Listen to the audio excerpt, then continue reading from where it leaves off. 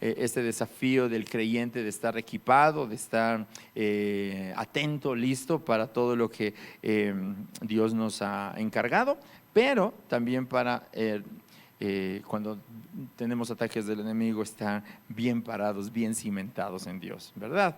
Bueno, el título de esta enseñanza se llama Ciudadano que ama a Dios, o Ciudadanos que aman a Dios, podríamos poner, ¿verdad? Bueno, estamos en un contexto actualmente, un contexto de algunas cosas. Por ejemplo, poniendo en contexto algunos detallitos. En el Ecuador hemos tenido un tiempo de manifestaciones, ¿sí? Y de manifestaciones en diferentes lugares y todo, y como en la ciudad no nos ha llegado muy de cerca, estamos como diciendo, bueno, allá que se maten ya, bueno, veamos que mientras no nos molesten a nosotros. Pero ayer viendo las noticias estaba revisando algunos detalles y personas preocupadas decían, pero esto queremos que ya se solucione, se arregle porque no podemos avanzar.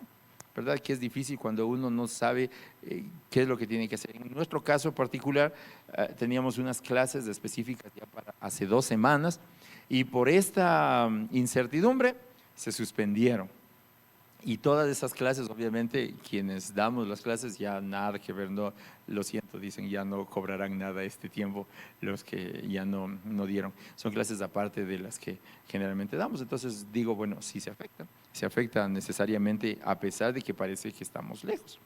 Otra de las cosas en el contexto es que el día de ayer, y hablaba con el Huguito con respecto a esto, estuvieron todos con el tema de la jura la bandera, ¿verdad? El juramento a la bandera. Sí. ¿Cuántos estuvieron en alguna ceremonia parecida? Ayer, ¿alguien? Sí, ¿verdad? Bueno, estuvieron, oye, bueno, conocían también, entonces estuvimos en eso también y tuve el privilegio también de compartir una reflexión bíblica.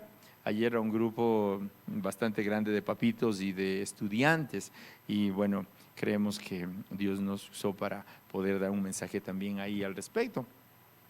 Pero también dentro de ese contexto, hace varios días también tuvimos una noticia internacional donde un hermano en la fe realmente, pero también le estaban ubicando como activista político y cosas así, fue asesinado. No sé si sabían ustedes también de este hecho, estando hablando en una conferencia, en un diálogo con estudiantes de una universidad, fue asesinado. ¿Sí sabían? Alguien que no sabía, tal vez para pasar la noticia, ¿no? Alguien está con la cara, dice, no sé qué pasó. Pero bueno, ese es el contexto. ¿Y por qué estaba hablando de todo ese contexto? Porque el título está relacionado con qué es lo que nosotros tenemos como encargo siendo ciudadanos de un lugar donde Dios nos ha puesto. Pregunta extra. Yo sé que hay aquí algunos que no son del Ecuador, ¿verdad? Alguien tal vez que, bueno, de Venezuela sí tenemos hermanos. Bien, vean, un aplauso para los venezolanos, nuestros hermanos en la fe aquí cercanos. Creo que la primera vez les aplaudimos a los hermanos y han estado acá bastante tiempo. ¿Alguien de algún otro país? ¿Algún de otro país? ¿No? ¿No? Todos ecuatorianos, entonces estamos hablando sobre el mismo tema acá. Ahora, hemos visto todo esto y es interesante porque la Biblia está escrita, a pesar de que fue escrita hace varios siglos, siempre es pertinente en el tiempo actual. Siempre va a estar, dice, uno abre la Biblia y dice, mira, esto parecía que fue hace tiempo y resulta que es tan efectivo, tan pertinente para el momento que estamos viviendo. El creyente, la iglesia, desde el inicio ha sufrido ataques. Desde el inicio, desde que se formó la iglesia, ha sufrido ataques. Si nos vamos al tiempo histórico, nosotros nos encontramos de que hubo una persecución tremenda en el primer siglo porque un emperador decidió incendiar la ciudad de Roma y luego de eso dijo, a ver, veamos, ¿a quién echamos la culpa? Es como los hermanos dicen, ¿a quién hecho la culpa? Y le echan la culpa al que no puede defenderse porque todavía no habla, entonces sí hizo una travesura. Pero le echa la culpa a los cristianos, a los del camino. Le dicen, ellos fueron. ¿Y qué es lo que sucede? Comienza una persecución tremenda porque dicen que eran alguien que se sublevaba, que no obedecía, que no hacía las cosas y todo. Ahora, la mejor defensa para un creyente, un cristiano, miren que acá estamos hombres y mujeres que hemos dispuesto nuestro corazón para conocer a Dios. La mejor defensa es tener un testimonio de una buena conducta. Esa es la mejor defensa que puede tener un cristiano, una buena conducta. ¿A cuántos les calificaban la conducta en el colegio, en la escuela? Sí, ¿se acuerdan que había unas libretas que entregaban? Y la conducta, solo en la conducta podría ser abanderado, me decía un hermano mío. Dice, porque esa soy perfectamente, no molesto a nada ni hago nada. Y calificaban la conducta. ¿Y a qué se refería la conducta? A tu comportamiento, a qué es lo que hacías en la clase, cómo te comportabas, cómo te llevabas con las personas y todo. Entonces, eso era motivo de honra, motivo de felicitación también. Ahora, nosotros estamos viviendo esto, como les decía, una batalla interna. Y hace unas semanas que compartía la enseñanza decía, a veces pensamos que los ataques solo vienen de afuera, pero realmente hay ataques que proceden de adentro, cuando nosotros reconocemos eso. En Primera de Pedro, el capítulo 2, el versículo 11, miren lo que leímos esa vez, dice, amados, yo os ruego como a extranjeros y peregrinos que os abstengáis de los deseos carnales que batallan contra el alma. ¿Sí? Ese era el texto. Y aquí el versículo 12, continuamos, dice, manteniendo vuestra manera de vivir entre los gentiles, para que, en lo que murmuran de vosotros como de malhechores, glorifiquen a Dios en el día de la visitación, al considerar vuestras buenas obras. En resumen, ¿qué está diciendo? Pedro, les está diciendo, pórtese bien, como una mamá o una abuelita a los pequeños. Portaraste bien. Pedro le está diciendo a la iglesia, pórtese bien, por favor, pórtese bien. ¿Por qué? Porque hay un privilegio en medio de esto. En el Asia Menor, los cristianos eran objeto de calumnia. Entonces eran acusados de ser perturbadores, de ir en contra del orden, de negar o de oponerse permanentemente a lo que se decía como normas. Pero había una norma en el Asia Menor que era común y era obligatoria. ¿Y cuál era esta norma? Tenían que ellos decir, César es el Señor. Esa era una frase, César es el Señor. Y ellos en cambio decían, Cristo es el Señor. Y ahí había un conflicto.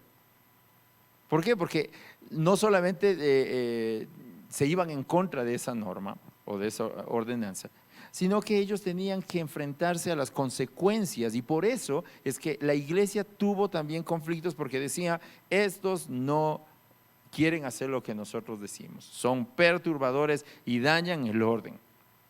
Los documentos históricos hablan de que el emperador era objeto de adoración. Mira esto, adoración. Entonces uno dice, a ver, si alguien me está diciendo, yo voy a decir César es del Señor, significa yo le venero como a un Dios. Entonces obviamente los cristianos que ya conocieron el mensaje del evangelio, ellos no iban a estar diciendo eso. Entonces, como les digo, les acusaban de rebeldes. Y tenían esa acusación y también tenían la presión de adorar al emperador. Ellos vivían en una lucha continua. Ahora, es posible, es una pregunta, ¿es posible que tengamos un gobernante corrupto y aún así debamos obedecerle? ¿Se han hecho esta pregunta? ¿Y por qué digo? Porque nosotros estamos continuamente, a través de los años, medio pasa algo en las decisiones gubernamentales. ¿Qué pasa? Al par, vamos al par. No importa quién esté porque no se ha salvado ninguna tendencia política de un par. Entonces, los que están ahora en el poder dicen antes era mejor y viceversa, pero no es que se ha salvado nadie. Entonces, medio te afecta al paro. Y no le voy a preguntar cuántos de ustedes han salido al paro y han estado botando piedras. Yo tengo malos testimonios míos, por eso no les voy a contar eso, pero no es lo adecuado para la iglesia, no es lo correcto en la iglesia, no debe suceder en ese sentido. Pero miren, hoy no adoramos, porque no te dicen adora a cualquier candidato. Pero invertimos energía, no sé si a alguien le ha pasado esto, pero invertimos energía tiempo, recursos en defender a un político u a otro político, o una tendencia u otra. Antes se ponían a hacer carteles, recuerdo en la época yo de niño y todo eso, decían, a ver, este barrio se va a organizar y va a hacer tales carteles, propaganda para tal candidato. Ahora ya no hay eso. Y recuerdo compraban telas del barrio y se ponían a pintar las letras y todo y decían, vamos a apoyar a tal candidato. Ahora ya no hay, porque ahora a través de las redes sociales apoyan o se van en contra de los políticos de turno. Ahora, ¿qué es lo que tiene que hacer la iglesia?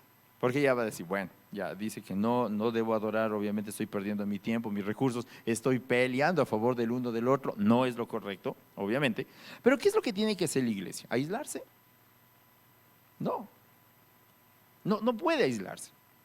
Como alguien decía, no somos extraterrestres en un lugar, no es que allá, que resuelva, total, Dios ya viene, Jesús ya viene y ya puedan matarse, lo que sea. No, esa no es la condición de una iglesia.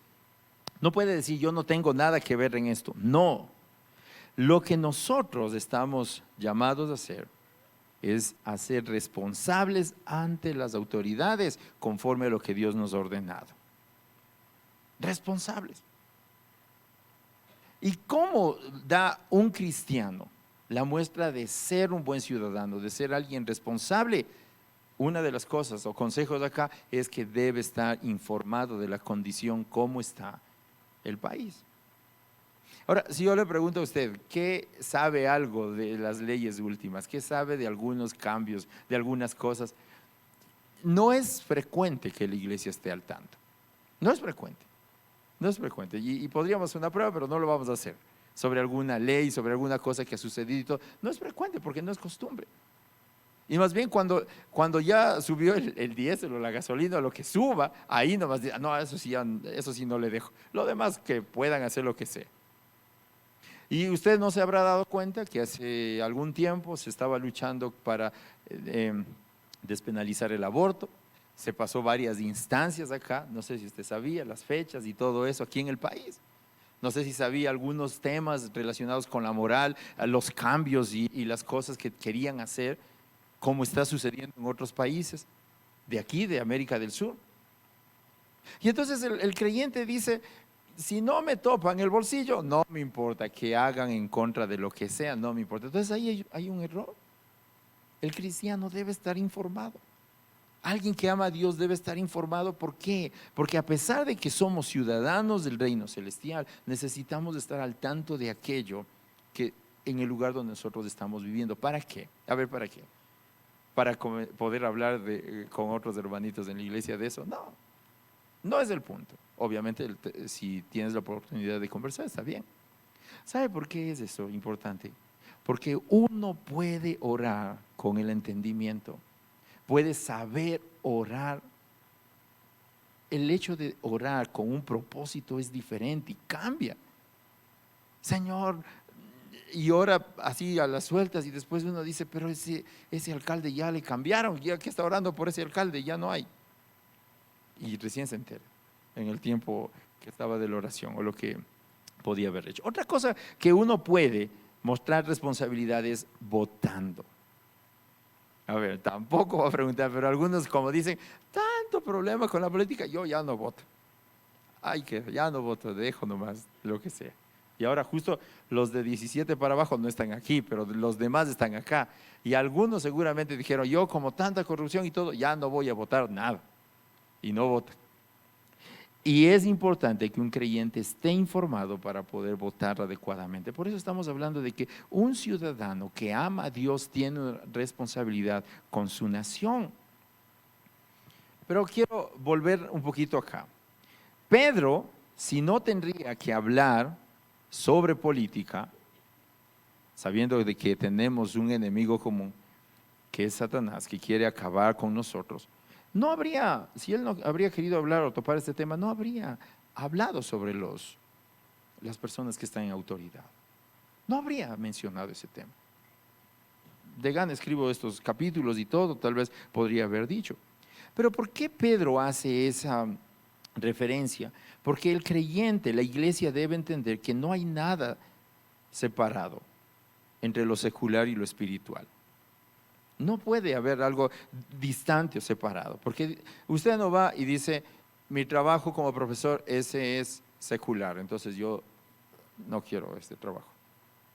En la empresa donde usted esté, en el lugar donde usted esté, no dice, no, ahí sí yo no me meto porque eso no es espiritual. No, porque el lugar donde Dios nos ha puesto, y lo hemos aprendido varias veces, el lugar donde Dios nos ha permitido manejarnos para lograr esa provisión de un sustento mensual, quincenal, semanal, el lugar donde estamos, ese lugar es nuestro púlpito, es el lugar donde predicamos, desde ese lugar es donde proclamamos la verdad de Dios. Entonces, si ese es el lugar donde yo vivo la mayor parte de mi tiempo, donde yo comparto, ese lugar tiene que ser santificado. Entonces no es secular, no es distante. Algunos lo separan tanto que después dicen, bueno, mi trabajo secular y mi trabajo de la iglesia. ¿Han escuchado eso? Y no, porque yo estoy trabajando allá, venimos a servir acá, sigo sirviéndole a quién, a Dios, sigo viviendo para Él. Ahora, vamos al versículo 17. Miren lo que dice Primera de Pedro 2:17. Honrad a todos, amad a los hermanos, temed a Dios, honrad al Rey. Aquí está resumiendo algunas cosas que tiene que hacer el cristiano.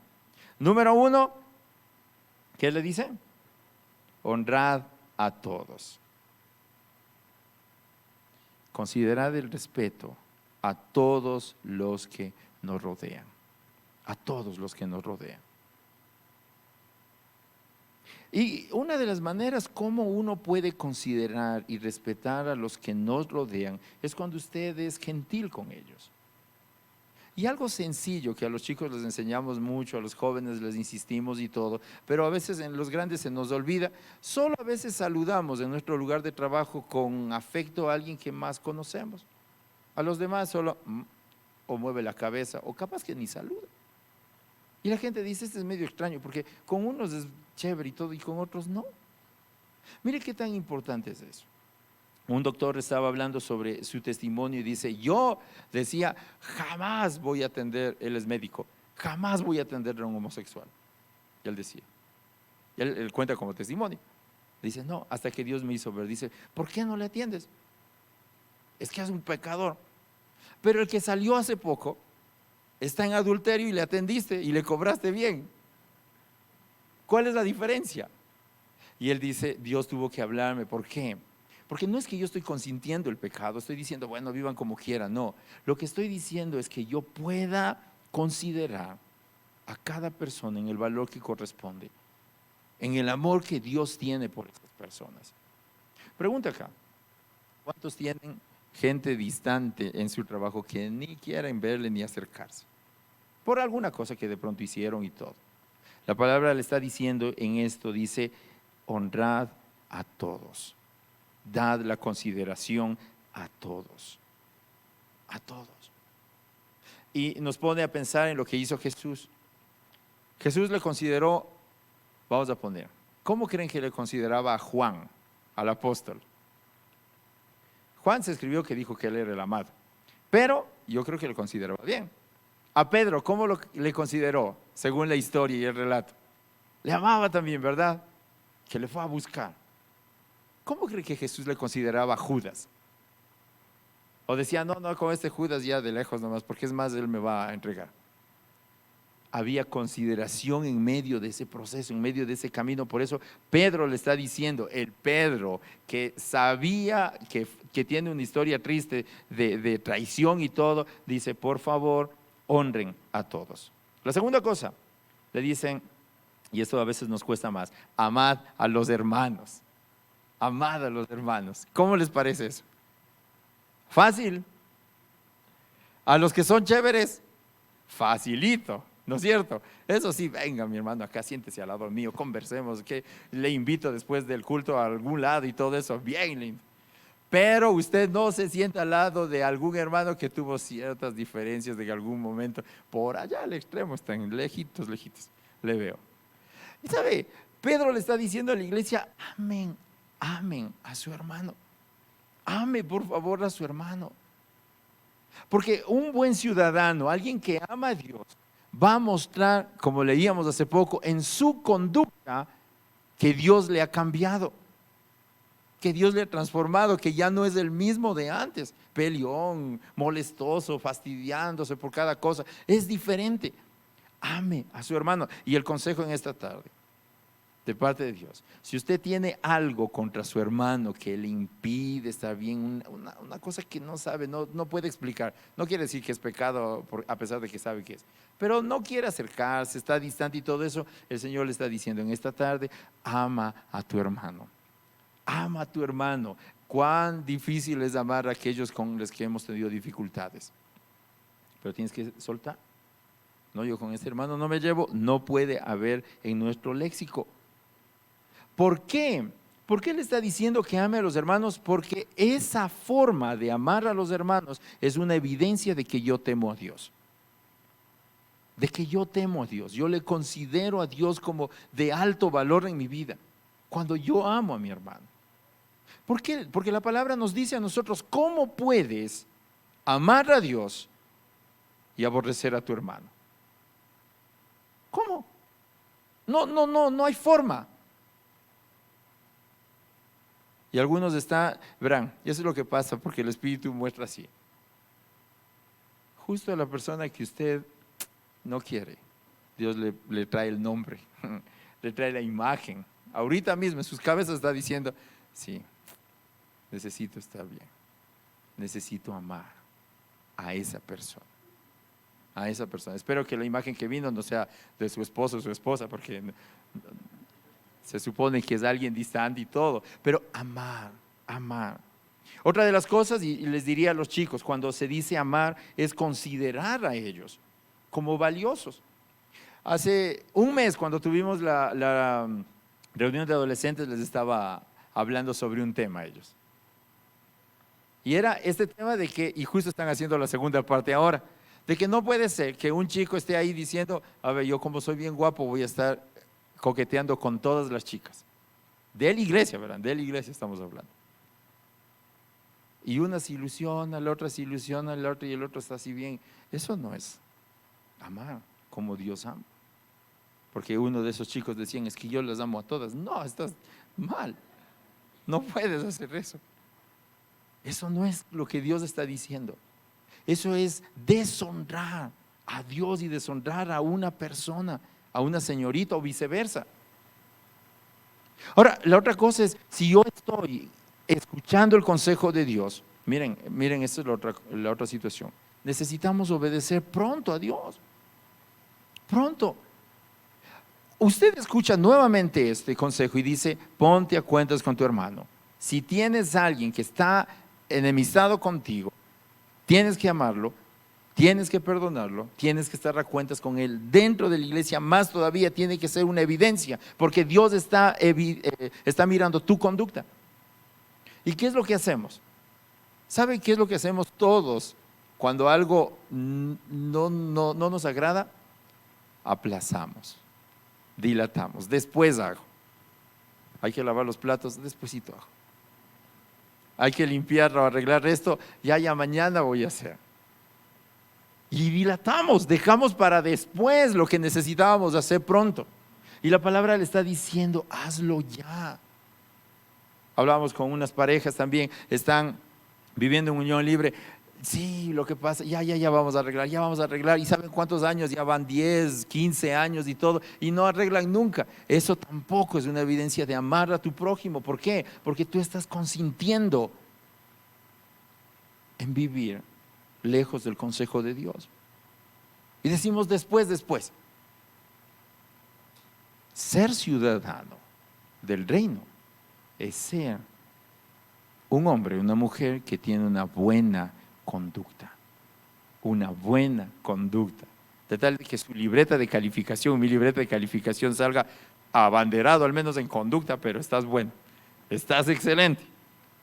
Y finalmente, este versículo 17 le dice: honrad al rey. Ahora, no significa adorar. Miren, esto es necesario entender. No es adorar cuando le dice honrad al rey. Ahora no tenemos el rey, ¿cierto? No tenemos un rey acá. Tenemos unos que están puestos en eminencia. Gracias. Tenemos a alguien que está en autoridad. Tenemos en este país, en varios países del mundo, tenemos la democracia. Generalmente está dividida en los tres estamentos, en tres momentos del poder, entendiendo de que cuando se centraliza en uno solo, vienen las dictaduras y viene todo lo que en una sola persona se concentra el poder, y ese poder corrompe a las personas.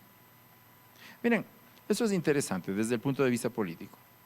Todos los gobernantes que han subido al poder,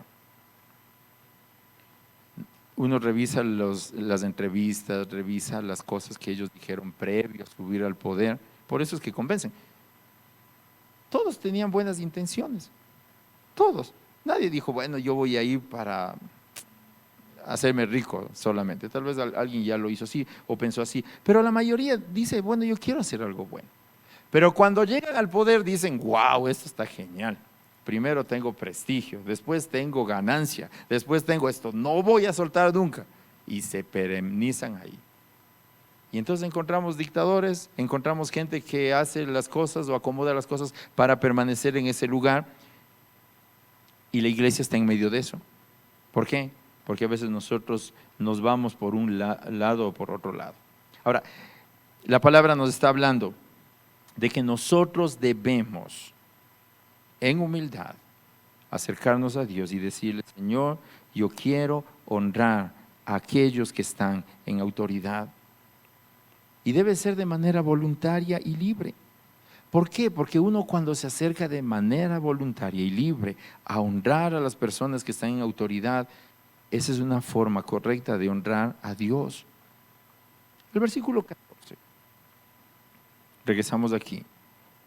Y aquí hay un argumento fuerte, un fundamento teológico sobre esto. ¿Qué es lo que sucede cuando alguien decide honrar a una autoridad? Versículo 14 dice, ya a los gobernadores, como por él enviados, para castigo de los malhechores y alabanza de los que hacen bien. ¿Sabe? Dios instituyó a las autoridades. Dios coloca a las autoridades. Pero ¿cuál es el propósito de que se coloque o Dios ponga autoridades? ¿Para qué? Para garantizar el orden social, para que se ordenen las cosas, para que no esté totalmente en desorden. Miren lo que dice Romanos, el capítulo 13. Regresamos un poquito en sus Biblias, por favor, a Romanos, el capítulo 13, el versículo 1 y 2. Dice la Escritura, sométase toda persona a las autoridades superiores, porque no hay autoridad sino de parte de Dios, y las que hay por Dios han sido establecidas. De modo que quien se opone a la autoridad, a lo establecido por Dios resiste, y los que resisten acarrean condenación para sí mismos. Ha pasado por el diluvio y Dios hace un pacto con Noé.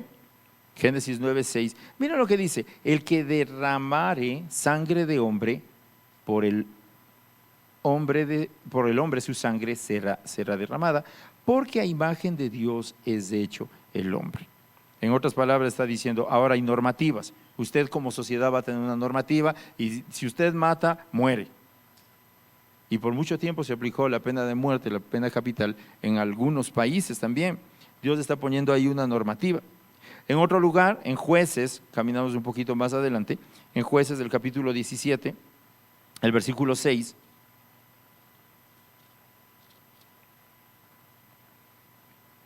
miren lo que dice, en aquellos días no había rey en Israel, cada uno hacía lo que bien le parecía. Si habría escrito mi mamá, habría puesto, cada uno hacía lo que le da su gana. Así dicen las abuelitas a los hijos cuando hacen lo que quieran. Mire, si no habría autoridades, el ser humano tiene una tendencia natural a hacer lo que quiera, lo que quiera. Por eso es que los papás a veces no caemos bien a los hijos, porque le ponen normas. Por eso es que a veces hay algunos jefes que no nos caen bien, porque nos ponen reglamentaciones. Por eso es que hay algunos líderes que también no caen bien porque les exigen que vaya a la célula.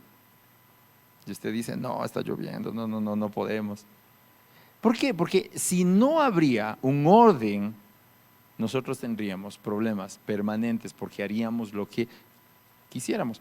En Jueces, al final, el último versículo de Jueces también, mire, si alguien, para que no se olvide, el último versículo del libro de Jueces, Jueces 21, 25. Miren lo que repite, y repite varias veces este mismo tema. En estos días no había rey en Israel, cada uno hacía lo que bien le parecía.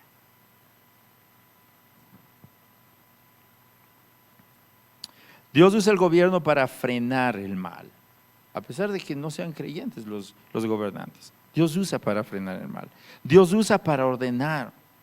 Dios usa ¿para qué? Para que ellos puedan estar estableciendo un orden en medio de una sociedad que está complicada. Ahora, hay un encargo diferenciado. Miren, el Estado tiene un encargo, mantener el orden. La iglesia, ¿cuál es el encargo que tiene la iglesia? Hay varios, ¿no? Pero ¿cuál es el encargo? Uno de los principales encargos que tiene la iglesia es hacer discípulos. Ahora, viene el conflicto. Nosotros tenemos un Estado que está dispuesto a mantener el orden en sus fuerzas. Hay conflicto, hay problemas y por eso algunos están lanzando piedras ahora. La iglesia tiene un encargo, hacer discípulos. ¿Estamos haciendo discípulos? Nos cuesta muchas veces. El ser discípulo o discipular nos cuesta. ¿Por qué? Porque el orden, Dios ha establecido un orden específico en todo. Y cuando se cruzan esos órdenes, la iglesia se sobrepone o viceversa. Históricamente nosotros hemos visto la crisis en los países. Total. Los discípulos de Cristo, y esto es algo que hoy lo resalto, deben ser los mejores ciudadanos de una nación. ¿Escuchó eso? Los discípulos de Cristo deben ser los mejores ciudadanos de una nación. Los mejores. En el lugar donde están, los mejores. Y no por el orgullo personal diciendo, pero miren, yo hice esto. ¿Por qué? Cuando uno es mejor en lo que Dios le ha encargado hacer, usted honra a Dios, usted ama a Dios, usted evidencia que ama a Dios. Yo quiero reconocer, no están aquí, tal vez la próxima semana tengamos que hacerlo. Ayer yo tenía noticias, si hay alguien más me avisan después, por favor. Pero ayer, por ejemplo, recibían un reconocimiento por alto desempeño académico.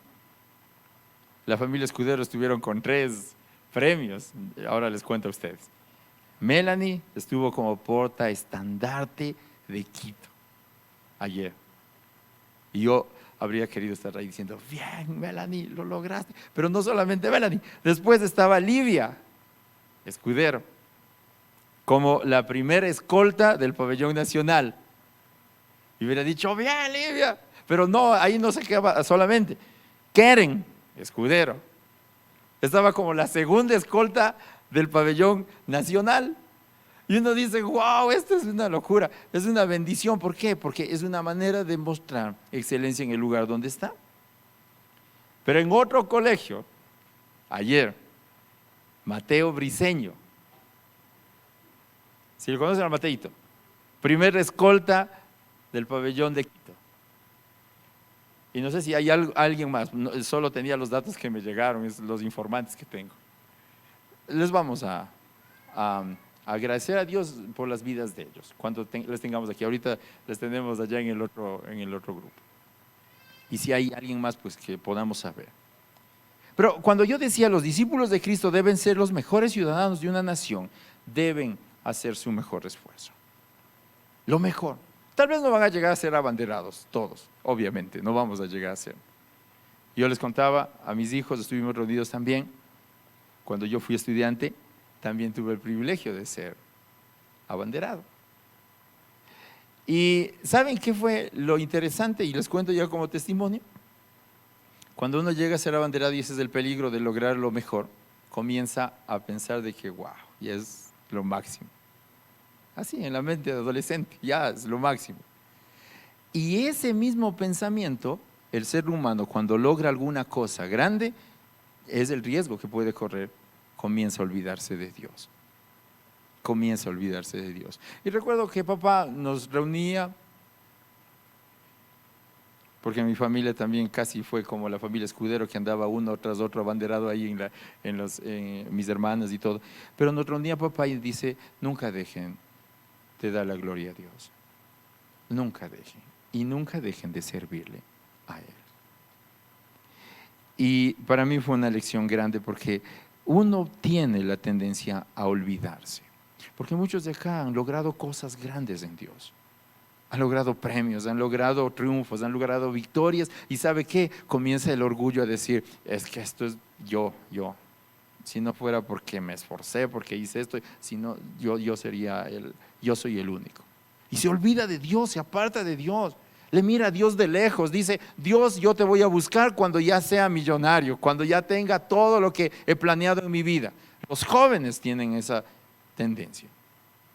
Dios, yo te voy a honrar, voy a dedicar mi vida para ti cuando ya tenga mi vida arreglada. Y esa es la peor necedad que un joven puede hacer.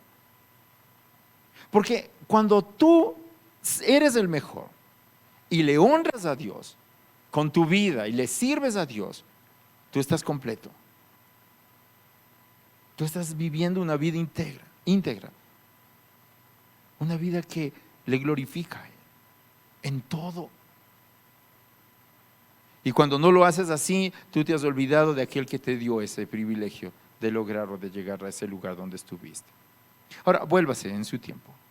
¿Qué cosas Dios le permitió llegar en el primer lugar o ganar?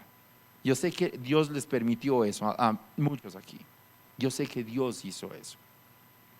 Ahora, ¿hubo agradecimiento? Y como motivo de ese agradecimiento yo sirvo a Dios, le sigo a Dios, le amo a Dios, le conozco más a Dios. Ese es un desafío que todo hijo de Dios debe hacer. Porque yo conversaba hace poco con alguien que logró igual galardones y dice, yo soy ateo, pero igual yo soy bueno. Le digo, pero no sirve. Dice, ¿cómo no va a servir? No sirve, porque todo eso se va a acabar, se va a quedar. No sirve. Porque tú estás pensando solamente en este lugar, en esta tierra. No estás sembrando ni guardando tesoros para la eternidad, no sirve. Tienes que vivir conforme al propósito para el cual Dios te creó. Y yo les aliento aquí. Hay jóvenes, hay profesionales en este lugar que Dios les va a entregar cosas mayores de las que ya les ha dado. Pero no se olvide de honrar a Dios con su vida. Todos los días. No se olvide de darle la gloria a Él. No se olvide de darle el honor a Él. No se olvide.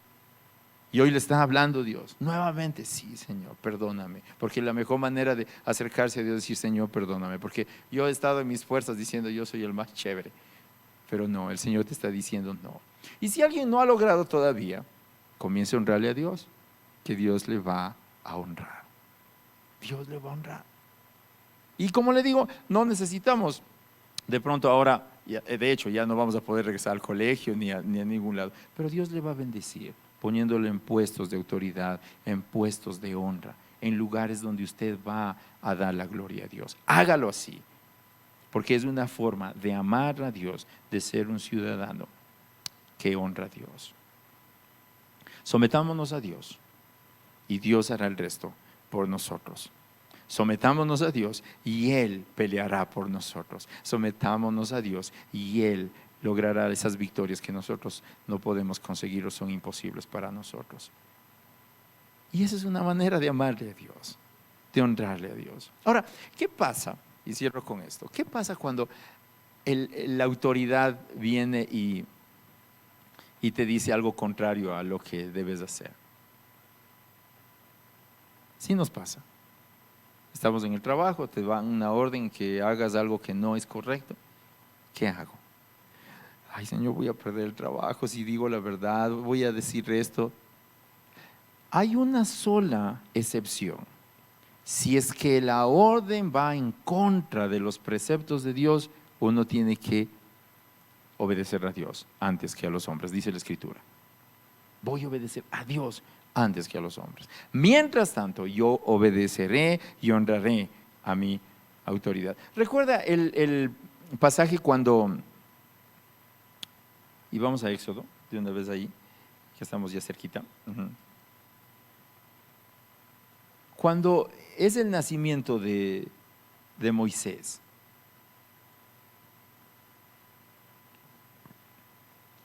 Éxodo 1:17. Ya va a acordarse exactamente qué pasó esto. Dice, pero las parteras temieron a Dios y no hicieron como les mandó el rey de Egipto. ¿Cuál fue la orden del rey? Matar a todo varón que nazca. Esa fue la orden. Y miren la diferencia. Las parteras, ¿qué hicieron? No dice, tuvieron miedo del rey, del faraón. No dice, es que les convenía. No. ¿Qué es lo que dice aquí la Escritura? Temieron a Dios. Por eso que tan fundamental es que un creyente diga, Señor, permíteme conocerte más para poder aprender a temer tu presencia. Cuando yo le conozco a Dios más, comienzo a vivir una vida diferente. Mi vida es cambiada, es transformada. Y ahora, para los que les gusta salir a huelgas y lanzar piedras, la mejor forma de reclamar es orar por los que están en autoridad. La mejor manera de reclamar y quejarse por lo que pase es orar. Ya quisiera ver a todo el equipo que está, los grupos que están ahí cerrando las calles, viniendo ahí a orar aquí y mirando cómo Dios lucha a favor de los anhelos y las peticiones. ¿Cómo cambiaría? Pero no puedo llamarles porque muchos de ellos no conocen a Dios. Pero la diferencia es con el cristiano, el creyente. ¿Sabe lo que decíamos hace un momento? ¿Cuál es el encargo de la iglesia? Hacer discípulos. Y usted como hijo de Dios necesita afirmar su fe en Dios y acercarse a Dios y decirle, Señor, yo voy a ser perseverante en orar por aquellos que tú has puesto en autoridad. Los que han estado en autoridad, en puestos de eminencia, saben que no es sencillo, saben que no es fácil. ¿Y qué tan vigoroso es cuando Dios interviene en tu vida para transformar? Dios usó la vida de Daniel para impactar una nación pagana. Dios usó la vida de Moisés para transformar un imperio. Y Dios va a seguir usando nuestras vidas para impactar el lugar donde Dios nos ha puesto. No dejemos de hacer lo que Dios nos ha encargado hacer, con gozo, con alegría, porque es la única manera que nosotros vamos a poder ser ciudadanos que aman a Dios, que temen a Dios. Y vivir para Él, creo que es la mejor decisión que un hombre, una mujer pueden hacer. Vamos a ponernos de pie, por favor. Señor, te agradecemos en esta tarde por tu palabra. Tú nos dices que podamos honrar a todos. Y muchas veces hemos sido selectivos. Perdónanos, Señor. En el lugar de trabajo tal vez yo no quiero ni acercarme a tal o cual persona. Y seguramente tú quieres usar mi vida para impactar a esas personas con el mensaje tuyo, con la alegría, con el saludo, con la cordialidad tuya, Señor. Tal vez ellos me conocen como alguien iracundo, mal genio, como alguien intemperante, o tal vez como alguien aislado. Tal vez yo los he subestimado, Señor. Y hoy al acercarme a tu palabra, tú me estás diciendo, no hay nada secular donde te he puesto, todo es espiritual. Y esa lucha espiritual que vives diariamente es un encargo que te he dejado para que tú seas tocado y transformado, y a través de tu vida tú puedes transformar a otras personas. Señor, perdóname porque tal vez yo he sido de mal testimonio con los que me rodean, y tal vez por mi causa no han querido acercarse a escuchar el consejo tuyo. Usa mi vida, Señor. Pero también tu palabra me aconseja y me recuerda ahora que yo pueda honrar y amar a mis hermanos. Señor, si en mi corazón hay ira, molestia con algún hermano en la fe, recuérdame, Señor, de que no hay manera de honrarte a ti si yo no amo a mi prójimo. Señor, reconozco que el enemigo ha usado eso para distanciarme de mis hermanos. Tal vez una herida, tal vez un gesto, una actitud me ha alejado de ellos, y eso me ha debilitado a mí y no me permite caminar conforme al propósito tuyo. He perdido fuerzas porque he permitido que el enemigo haga lo que tú me has alertado a que yo no deje de hacer, que ame a mis hermanos, porque es una manera de honrarte a ti. Y Señor, hoy en medio de un país que está convulsionado, en medio de una nación que está polarizada por pensamientos políticos diversos, tú me estás recordando que debo orar con sabiduría, con entendimiento por aquellos que están puestos en autoridad, Señor. Esta iglesia se levanta como una iglesia que ora, que intercede por esta nación, Señor. Hoy, Padre, queremos pedirte que tú traigas y convoques a esos funcionarios a escuchar el consejo tuyo, Señor. Y vamos a orar desde este lugar aparentemente sencillo, aparentemente pequeño en comparación con las oficinas grandes, suntuosas de los funcionarios. Anhelamos que nuestro clamor transforme las vidas de ellos, Señor, y ellos puedan mirar y escuchar el consejo tuyo, Padre. Pero tú seas glorificado, Señor, en ese lugar. Esta iglesia, ubicada en el centro de Quito, a pocos metros del Palacio de Gobierno, no es casualidad, Señor, que estemos tan cerca. Tú vas a usar a tus hijos en esta iglesia para levantar discípulos que honren tu nombre y que clamen e intercedan por esta nación, Señor. Gracias por permitirnos nacer en este lugar, en este país. Pero, Señor, tenemos un encargo como hijos tuyos. Señor, te queremos agradecer por aquellos que han logrado triunfos y victorias, han logrado ser excelentes en algo porque les has permitido ser perseverantes. Oramos por ellos, Señor, te agradecemos por sus vidas. Tal vez no solo ayer, sino a través de los años pasados. Pero nos acercamos a ti para pedirte, Señor, que pongas en su corazón de que nada de lo que lograron o lo que van a lograr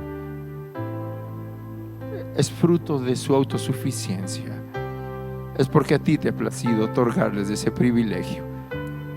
Y mientras ellos vivan, Señor, que puedan seguir honrando tu nombre, amándote a ti, viviendo para ti, Señor, glorificándote, porque es la mejor manera de vivir en este lugar que somos peregrinos y extranjeros, honrando al Rey, dando honra a aquel que nos amó primero. Señor, cada uno de nosotros en esta tarde tú nos recuerdas el encargo que tú nos has puesto, el lugar donde tú nos has puesto, aparentemente más sencillo. Tal vez nosotros hemos subestimado el lugar donde tú nos has dejado. Tal vez dices, pero limpiar una casa no tiene ningún valor.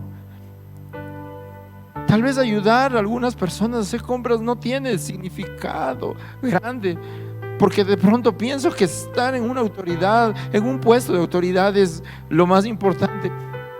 Tal vez estar lavando los platos considero que es inferior. tal vez ayudando en casa, o tal vez en ese trabajo que ahora mismo considero que lo hago por necesidad y no para honrarte a ti. Señor, cambia nuestra manera de pensar, cambia nuestra manera de enfocarnos, Señor. Cambia nuestra forma de mirar el encargo que tú nos has dado. Señor, el lugar que tú me has puesto, ese lugar es mi púlpito. Y recordamos, oh Señor, lo que David hacía. Porque antes de ser rey, David estaba en medio de las ovejas cantándote. Sus hermanos le subestimaban. Los hermanos pensaban que ellos, como se preparaban para el ejército, para ser guerreros, eran superiores. Y David solo obedecía y cuidaba y cantaba. Y tú le honraste, Señor. Por eso, Padre, todo encargo que tú has dejado en la iglesia, a nuestros hermanos aquí, podamos decirte: quiero hacerlo para tu gloria. Quiero honrarte, Señor, para ser un ciudadano que al hacer las cosas amo tu presencia.